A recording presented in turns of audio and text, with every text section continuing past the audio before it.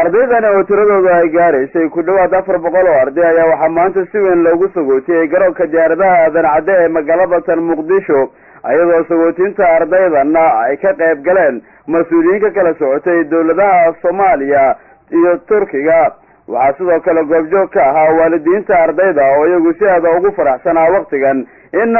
caruurtoodu ay deeqo waxbarasho ka helaan wadanka Turkiga isla markaana ay ka faa'iideystaan deeqahaasi waxbarasho. qaar ka mid ah ardayda deeqaha waxbarasho helay iyaga oo ka ambabaxaya garoonka diyaaradaha aadan cadde ee magaalada Muqdisho ayaa waxa ay uga warameen warbaahinta qaranka sida ay dareen ahaan u arkaan deeqaha waxbarasho ee waqtigan ay heleen ay u aadayaan wadanka Turkiga iyadoo ardaydu ay uga mahadceliyeen dawladaha Turkiga iyo Soomaaliya oo waqtigan kaalinta iyo fursadda waxbarasho ay siiyeen waxaana dhanka kale ay dardaaran u jeediyeen ardayda kale ee walaalood ee ku haray magaalada Muqdisho iyo sidoo kale ardayda ku soo qaar ka mid ah gobolada dalka. Nuruddin Abdullah Rashid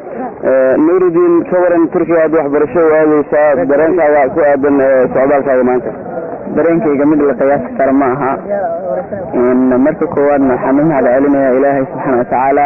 oo adduunkan keenay marka labaad waxaan u celinayaa dawladda Soomaaliya oo ahayd mid noo fududeysay inay dadkan inoo imaadaan kadibna waxbarasho noo qaadaan marka saddexaadna dadka naqaadaya oo dalkooda nagu martigelinaya aan mataalinayaa waa maxaa rajeynaysaa marka waxaan rajeynayaa insha Allah inaan wax soo barto oo aan dadkii aan hormariyo iyo diintooda aniga magacayga wax la yiraahdo Cabdiqani Xasan Ismaaciil waxaan ka mid ahay ardayda fursada u yeelatay inay maanta dalab ku reeyay dawladda Turkiga scholarship ka siisay ee aad doona wadanka insha Allah dadka Turkiga iyo dawladooda oo nu mahadcelinayna dhammaan ardayda Soomaaliyeed dalkayga iyo ummadayada iyo caasimadayda waxaan rajeynayaa insha Allah sidii khayr leh aan ugu soo noqono oo iyo change different maata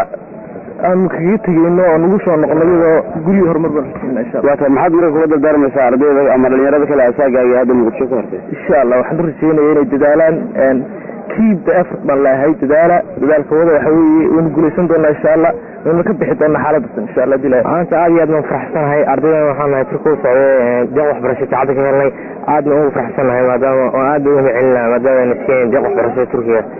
maxaad marka kula dardaarmaysaa dhalinyarada ama ardayda kale hadda gudaha dalka ku haray waxaan ku dadaamayaa insha Allah waxbarasho inkastoo quality fiican tahay qof walba wuxuu barto insha Allah meel ku mir doona qof walba waxaan ku dadaamayaa dhalinyarada asxaabtii iyo kuwana shaqaranay kuwana skarayn inay wax bartaan dadaalan insha Allah horumar iyo heer bigaareen insha Allah Ifrah ay maanta Muqdisho ka tagaysaa waxa uu socdaa Turkiga waxbarasho waday bal ka waran soo warta waa ku faraxsanahay Turkiga waxbarashada soo barnaa ay maxaa rajeynaysaa marka حدينا القرآن كما على تركيا يجلس في القضاء ما قبل جامعيين صلاة ترجيني والله أنا أسرع سنة درين كي جنا ما أنت ملسوك بكرة أنا أسرع سنة كلنا ودن كتركيا وحكسا برتا ولذا ودن كيجيب وسنا قضاء أنا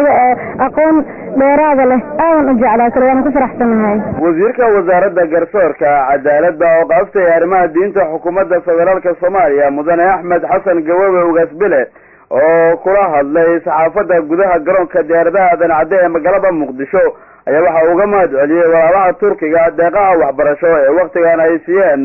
caruurta Soomaaliyeed waxaana goobtaasi uu ku guddoonsiiyay safiirka dalka Turkiga u fadhiya magaalada Muqdisho alaabo iyo hadiyado ay dawladda Soomaaliya ugu talagashay Turkiga taa oo lagu muujinayo waqtigan kaalinta ay shacabka iyo dawladda Turkiga uga jiraan ummadda Soomaaliyeed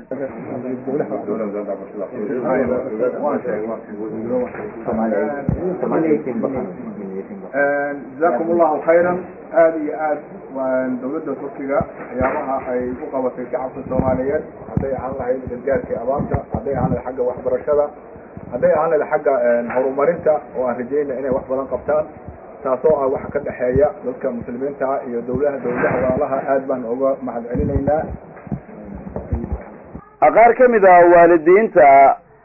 ardayda deeqaha waxbarasho u aadaya wadanka Turkiga oo iyana warbaahinta qaranka kula hadlay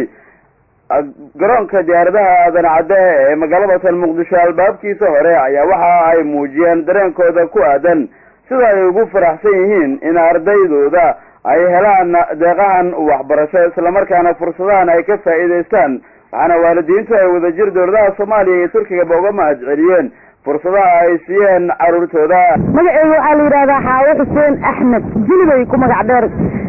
hooyooyinka soomaaliyeed aan ka mid nahay gabadhayda yar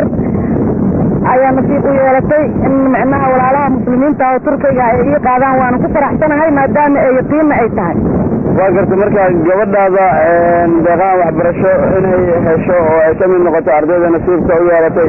in maanta ay aadaan turkiga sideed baad garanaanay ku saameynaysaa? si fiican oo qurux badan oon ku qanacsanahay dareenkeyga ugu faraxsan yahay ilaahayna kuwa ku guulaysto